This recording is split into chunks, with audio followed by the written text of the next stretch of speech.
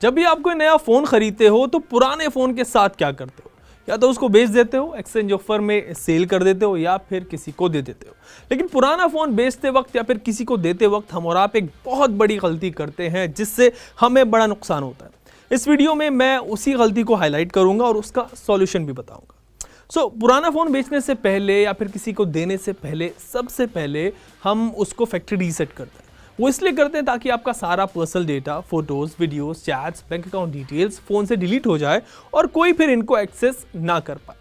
पर अगर आप फ़ोन को फॉर्मेट करने के बाद ये सोचते हो कि अब आपका सारा डेटा डिलीट हो गया है, अब कोई उसको एक्सेस नहीं कर सकता, तो आप बहुत बड़ी गलती कर रहे हो। आपका फ़ोन फॉर्मेट होने के बाद भी आपका सारा डेटा उसमें से डिलीट नहीं होता और कोई भी उसको बड़ी आसानी से एक्सेस कर सकता है। आपके फ़ोटोज़, डॉक्यूमेंट, डिटेल्स सब कुछ ईजिली रिकवर किए जा सकते हैं। इसीलिए वीडियो आपके लिए बेहद ज़रूरी है, क्योंकि इसमें मैं आपको बताऊंगा कि फ़ोन को बेचने से पहले आप ऐसा क्या करें कि आपका पर्सनल डेटा कोई भी दूसरा एक्सेस ना कर सके। सबसे पहले ये फिर से क्लियर कर दूं कि जब भी आप अपने फ़ोन को फैक्ट्री रीसेट करते हैं तो उसमें आपका डेटा पूरी तरह रिमूव नहीं होता।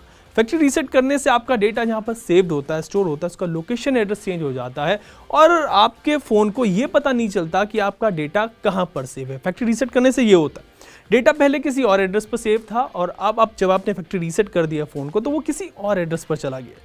इससे आपके फ़ोन में आपको स्पेस तो मिल जाती है पर डेटा रिमूव नहीं होता।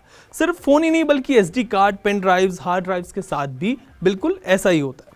इसीलिए आपने देखा होगा कि डेटा रिकवरी सॉफ्टवेयर आते हैं, ये इजीली ऑनलाइन अवेलेबल हैं, जो फ़ोन के डेटा के डिलीट हो जाने के बाद भी उसको बड़ी आसानी से रिकवर कर देते हैं। तो अपने फ़ोन को सिर्फ फैक्ट्री रीसेट करके किसी को दे देना आपके लिए बड़ा ख़तरनाक साबित हो सकता है।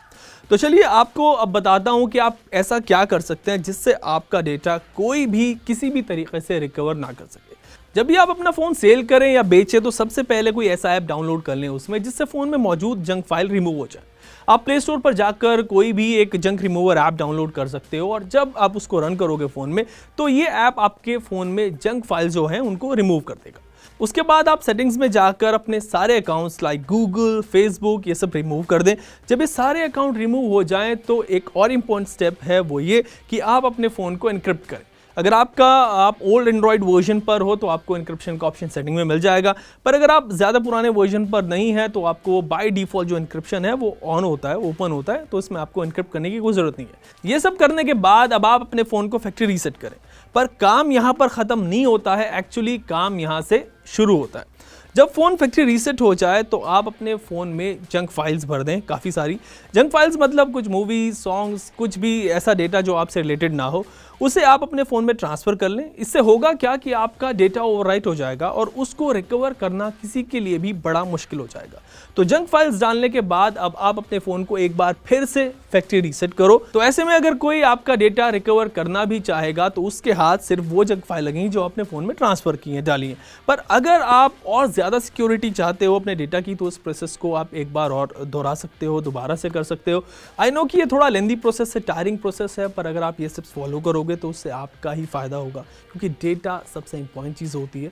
तो आप इसको सेफ और सिक्योर रखें, क्योंकि अगर आपको पर्सनल डेटा, आपका जो पर्सनल डेटा वो किसी के हाथ लग गया तो वो उसका गलत इस्तेमाल कर सकता है।